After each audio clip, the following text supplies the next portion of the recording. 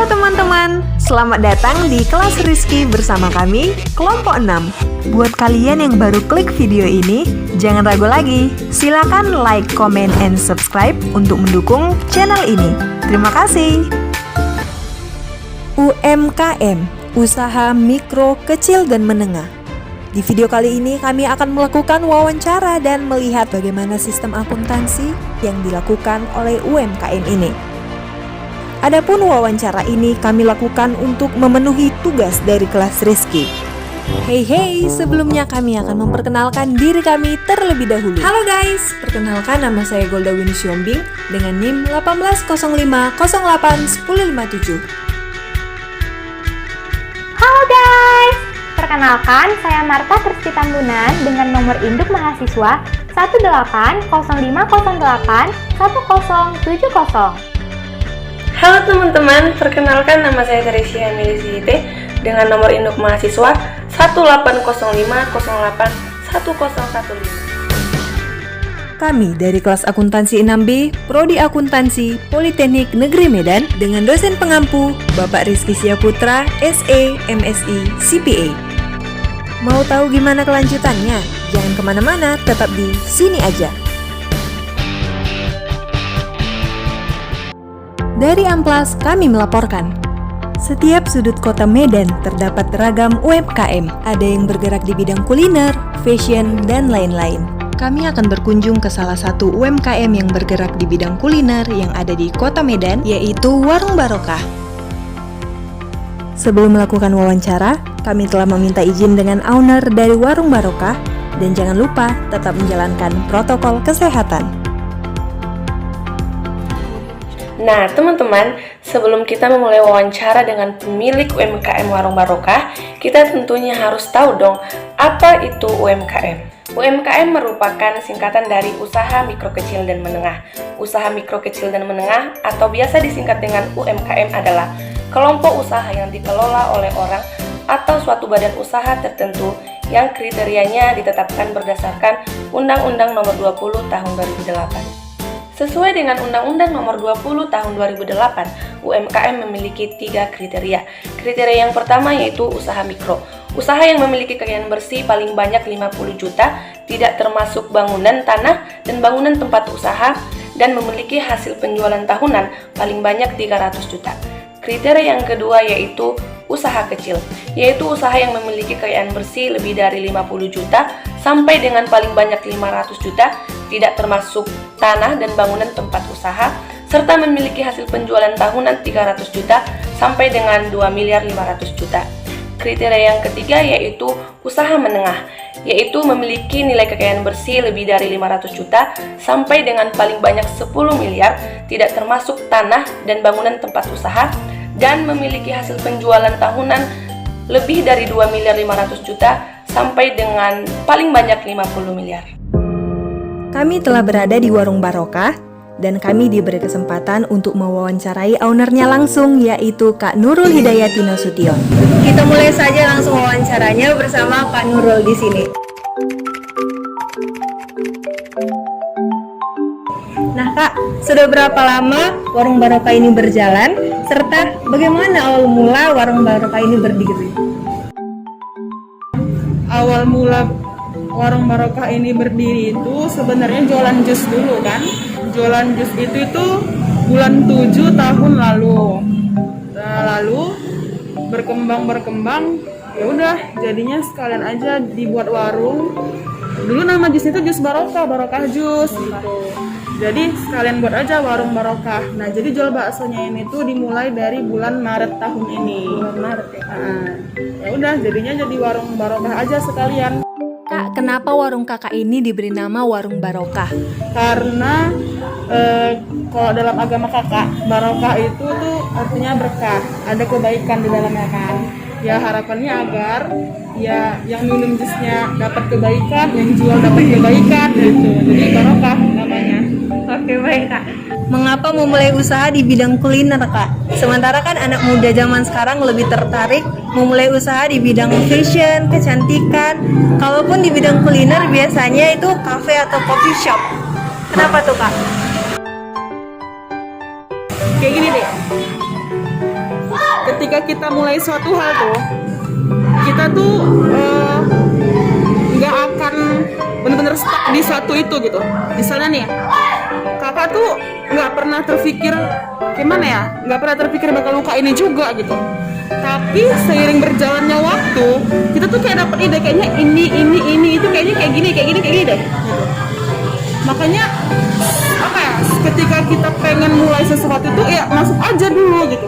Nanti seiring berjalannya waktu kita bakal bisa kayak ini bagus sih, berkembang gitu jadinya. Jadi apa? Kenapa milih makanan? Dulu sebenarnya bukan terpikir mau buka warung, karena kan gini kan. Waktu itu kan timingnya genting gitu loh. Kakak gini ya. Kakak kan tamat kuliah nih, ya kak.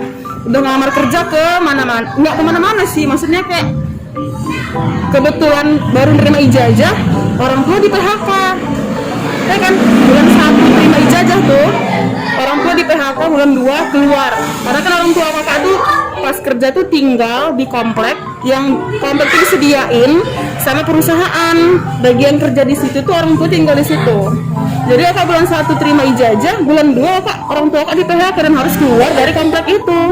Pada saat itu uang yang dipegang itu nggak banyak, cuman uang hasil pesangon kerja di situ. Sementara rumah tanah nggak punya aset apapun.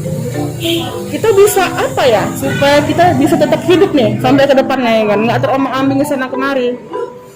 Keahlian yang kita punya pada saat itu, mama kakak cuman bisanya masak gitu loh. Mama kakak masakannya enak gitu.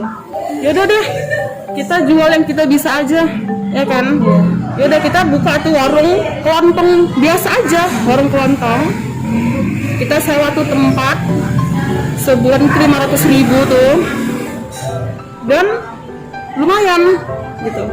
Nah, tetapi seiring beberapa bulan berjalan, yang punya tempat tuh mulai tuh biasa tuh kan, warung kita mulai rame, dia naikin harga sewa.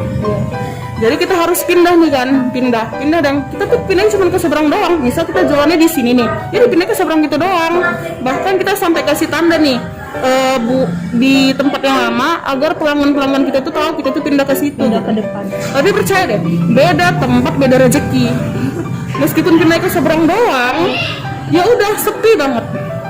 Tapi gini sih, mungkin memang Tuhan itu selalu punya banyak jalan buat ngasih tahu ke hambanya tuh, ini nih yang terbaik buat kalian ya kan.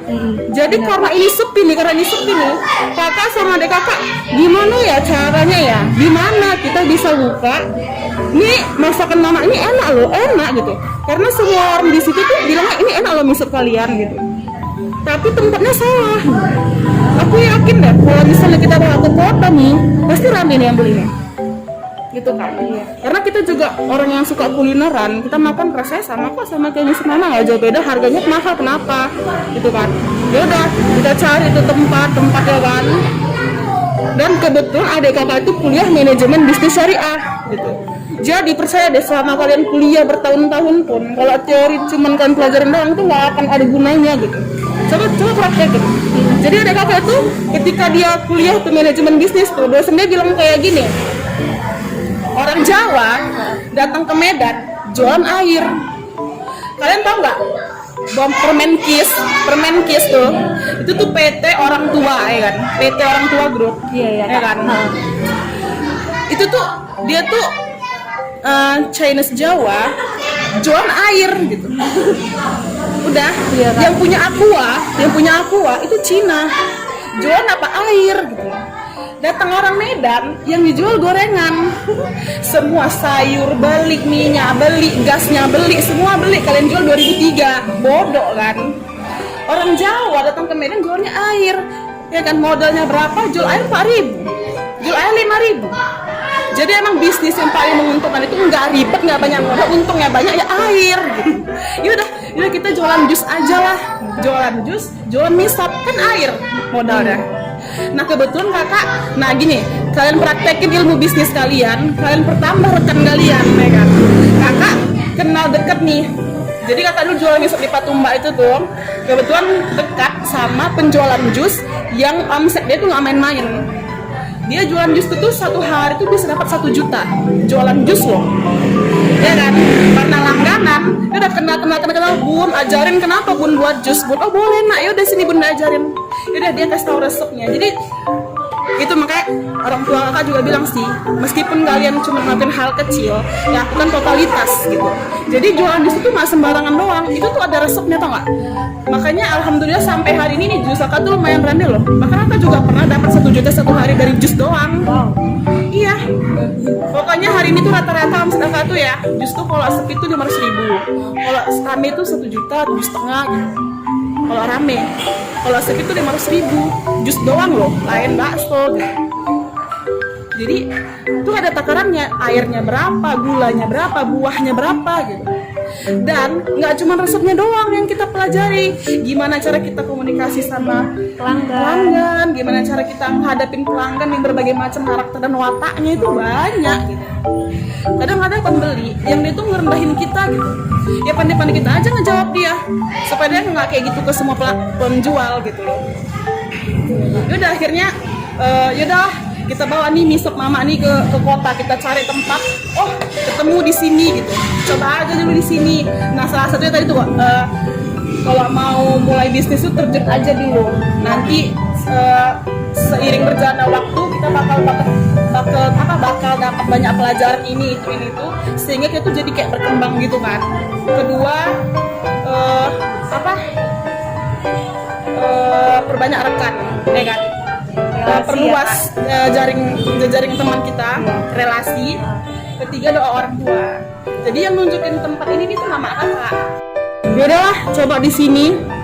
Yaudah awal mulanya jualan jus doang. Karena jualan kemarin itu kan udah nguras modal, hasilnya nggak banyak.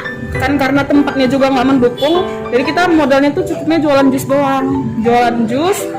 Itu pun masih karena masih merintis. Jadi percaya deh, setiap bisnis itu ada namanya merintis. Itu emang beneran. Karena orang tahu dulu kan produknya kita gimana, rasanya kita gimana. Jadi ya masih sepi. Masih ingat banget pendapatan hari pertama jualan jus itu tuh 183.000, masih ingat banget itu. Wow, 183.000. Terus beberapa minggu kemudian naik 400.000 satu hari itu. Jadi ya Allah banyak banget gitu kan. Terus beberapa bulan kemudian 700.000 sehari. Alhamdulillah meningkat. Ya udah sekarang di stabilnya segitu. Ya udah karena kebetulan sewa rumah di Patumba habis kan, kita nyewa di sini deh, pindah sekalian jual di sini, pindah tinggal di sini. Jadi mikir karena kan tempatnya ini luas juga kan, sayang kalau jualan jus doang. Udahlah, jualan lanjutkan aja misopnya. Gitu bakso ya kak. Berarti sebelumnya orang kakak di Patumba? Iya, sebelumnya tinggal di Patumba. Karena keahliannya masak sih, makanya jualan makanan. Dan untungnya itu gini loh, kalau misalnya kalian beli semangka sekilo 2.000 misalnya, paling banter kalian jualnya itu sekilo 4.000, untungnya 2.000. Tapi percaya kalau jual makanan ini nih, untungnya tuh nggak bisa ditaksir, bisa sampai 50% keuntungannya. Misalnya kalian, ya pokoknya kayak gitu deh, hitung aja sendiri. Menarik sekali cerita kakak ini. Jadi kak, hambatannya itu berarti tadi hambatan pertama buka kak? Hambatannya itu karena tempatnya sih kurang mendukung, satu. Terus ya rencana Tuhan sih, takdirnya udah kayak gitu. Mungkin kenapa sepi di sana ya karena supaya pindah ke sini. Itu sisi positifnya, ambil positifnya gitu. Jadi kak, kalau hambatan sekarang ini kak? Kalau hambatan sekarang ini kayaknya sih gini, mungkin karena zaman COVID juga kali ya. Kakak kan kakak bilang tadi kakak jualannya di zaman COVID, jadi kakak nggak bisa merasakan sebelum dan sudah COVID, ya kan? Cuman mungkin kakak merasakan ini karena kebutuhan pelanggan kakak, banyak orang pabrik ya, anak pabrik itu, mereka juga kayaknya agak kesusahan sih sekarang, banyak juga yang resign, jadi berkurang sih beberapa pelanggan gitu, yang harusnya Ada juga kalian datang, Kak maaf ya Kak, kami belum bisa sering-sering beli lagi. Iya kenapa Kak? Ya aku resign, jadi pengangguran sekarang. Iya nggak apa-apa lah, semoga dapat kerjaannya. Ya gitu deh. Berarti itu hambatan ya Kak. Aku mau nanya nih sekarang Kak, latar belakang pendidikan Kak Nurul ini apa sih? Latar belakang pendidikannya sarjana sih. Jurusan apa nih Kak? Jurusan apa? Jurusan fisika. Jurusan fisika teman-teman. Jadi Kak, menurut Kakak ada nggak sih hubungan latar belakang pendidikan sama memulai usaha itu, ada nggak sih Kak hubungannya? Dihubung-hubungkan aja. kakak tuh sebenarnya nggak begitu suka fisika gitu loh. Kakak tuh intinya suka hitung-hitungan. Kakak tuh suka hal yang berhitung. Kakak tuh suka angka. Jadi matematika oke, fisika oke. Intinya ada hitungannya gitu. Kan fisika hitung-hitung tuh. Iya. Ini tuh ada hitung-hitungannya kan. Ya udah itu aja. Tapi kalau untuk memulai bisnis ini nggak ada hubungannya Kak sama pendidikan? Sabarnya aja lah yang berhubungan. Yang penting kita ada kemampuan, kita mau memulai dan totalitas, betul kan Kak? Iya.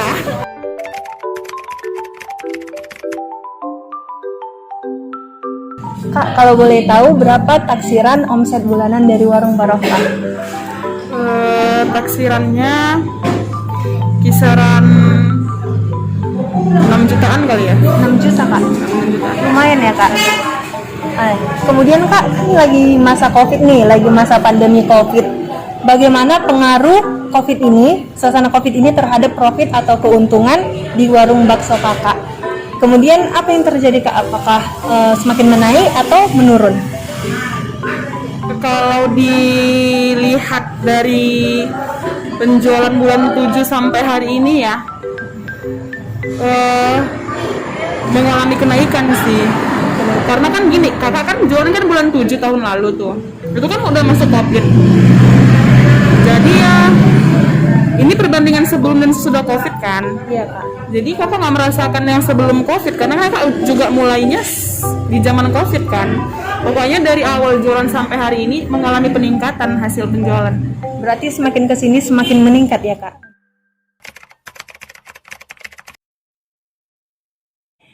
Kemudian Kak, apakah warung bakso Kakak ini ada pembelian secara online seperti kris atau kode QR maupun Dana Kak? Kalau dari QRIS itu sebenarnya kakak sempat daftar ke bank juga. Mereka menyediakan kode QRIS tapi kakak nggak pakai karena setiap pembayaran yang masuk ke bank biasa kakak nggak ambil. Jadi kakak nggak mau terlalu banyak dari online sih, karena kebetulan warung kakak juga masuk ke GoFood. Jadi kakak lagi suka yang cash aja daripada ke bank. Berarti warung Kakak ini ada pembelian dari GoFood ya Kak? Penjualannya dari GoFood. Selain GoFood Kak? GoFood doang sih. Kemarin ada juga Shopee Pay, cuman itu kakak nggak menyediakannya. Cuman kakak ada kode QRIS-nya, tapi nggak kakak tampilkan. Warung Kakak udah 11 bulan berdiri. Untuk pembukuannya sendiri, apakah Kakak pernah mencoba aplikasi seperti Buku Kas atau Buku Warung, ataupun menggunakan aplikasi lain seperti Jahir, Excel, dan lain-lain? Pakai aplikasi Buku Kas. Sempat pakai aplikasi Buku Kas, tapi karena kakak tipe orang yang jarang pegang handphone kan, jadi lebih senang pembukuannya di buku aja secara Manual. Berarti warung bakso kakak ini menggunakan pembukuan secara manual, tapi sudah pernah menggunakan atau mencoba aplikasi buku kas. Kak, bisa dilihat bagaimana apanya sistem pembukuannya? Sangat berantakan sih sebenarnya. Sangat berantakan. Ini penjualan bulan Juni ya. Kayak gini doang. Nah, kalau ini penjualan dari bulan Mei. Saya tunjukkan Kak ke kamera. Begini. Masih berantakan sekali ya. Saya tunjukkan ke kamera Kak. Doang sih. Begini. Misalnya kayak Pembukuan warung barokah. tanggal segini nyimpannya berapa gitu doang. Berarti kayak buku tentang kas keluar masuknya gitu ya Kak? Oke. Sebelumnya, Marta akan menjelaskan apa itu SAK UMKM. Ikatan Akuntan Indonesia atau IAI telah menerbitkan Standar Akuntansi Keuangan Entitas Mikro Kecil Menengah atau SAK EMKM untuk membantu para UMKM di Indonesia agar menjadi lebih transparan, efisien, dan akuntabel. Aspek itu selama ini menjadi tantangan terbesar bagi UMKM di Indonesia dalam mengakses permodalan dari institusi keuangan, sehingga menghambat pertumbuhan dan peran UMKM sebagai penopang ekonomi Indonesia di masa depan. IAI sebagai organisasi profesi yang menaungi seluruh akuntan di Indonesia berkomitmen untuk turut memajukan perekonomian negara. Dewan Standar Akuntansi Keuangan atau DSAK IAI telah mengesahkan SAK EMKM pada tanggal 24 Oktober 2016. SAK EMKM ini dibuat sederhana agar menjadi standar akuntansi dan keuangan yang mudah dipahami oleh pelaku UMKM di Indonesia. Laporan keuangannya adalah yang pertama, laporan posisi keuangan UMKM, yang kedua, laporan laba rugi UMKM, dan yang ketiga adalah catatan atas laporan keuangan atau CALK. Kak, kan ada nih yang dinamakan SAK UMKM atau Standar Akuntansi Keuangan UMKM yang menjadi pedoman untuk UMKM dalam menyusun laporan keuangan. Aku mau nanya nih Kak, apakah Kakak sudah tahu atau bahkan sudah menerapkan SAK UMKM tersebut? Belum tahu dan belum menerapkan. Belum tahu. Kalau sosialisasinya juga belum ada berarti ya Kak? Belum pernah ada sih. Oke. Kak, terkait dengan buku keuangan tadi, aku mau nanya Kak, apakah orang Kakak udah ada laporan keuangan? Belum ada sebenarnya. Yang seperti Kakak bilang tadi masih manual sih pencatatannya. Berarti belum ada ya Kak? Jadi Kak, kami pengen membantu nih Kak untuk menyusun laporan keuangan Warung Barokah. Apakah Kakak memperkenankan kami untuk membantu Kakak membuat laporan keuangan? Oh, sangat bersedia. Sangat bersedia ya teman-teman. Terima kasih, Kak. Nah sekarang Kak ada pertanyaan nih. Kakak ada nggak nerima bantuan seperti BLT gitu dari pemerintah? Gak ada. Nggak ada. Belum ada. Tapi Kakak pernah nggak mencoba daftar gitu Kak? Sekali doang. Itu pun ribet. Di bulan berapa itu Kak? Kakak Bulan daftar? 9 loh. Tahun lalu. Tahun 2020. Tapi ribet ya Kak? 2020. Iya 2020. Ribet banget. Ribet. Jadi nggak ada bantuan ya? Malas ngurusnya pun jadinya. Yang terakhir nih Kak, pertanyaannya, apa harapan terbesar Kakak terhadap pemerintah untuk UMKM? Yang pertama nih, perizinan. Semoga pemerintah mempermudah izin bagi UMKM yang mau membuka usaha di tempat-tempat, ya kan. Yang kedua, bantuan yang tepat sasaran dan merata. Yang ketiga, perbaikan ekonomi agar harga barang-barang di pasar lebih stabil. Yang terakhir sih, semoga pemerintah lebih responsif terhadap UMKM di Indonesia. Kalau untuk UMKM Kakak sendiri nih, apa tujuan kedepannya Kak?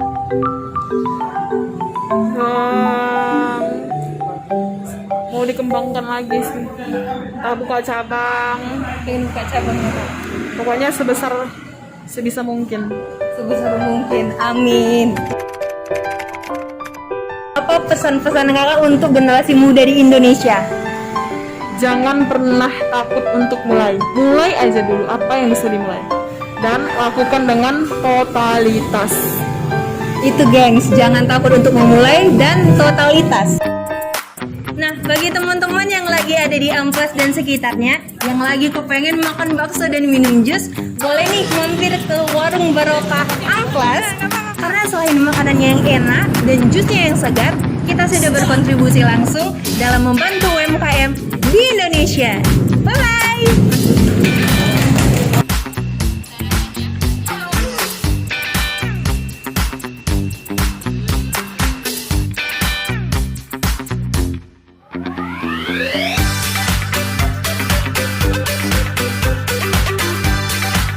Terima kasih buat Kak Nurul yang sudah meluangkan waktunya untuk berbagi pengalaman dalam berbisnis.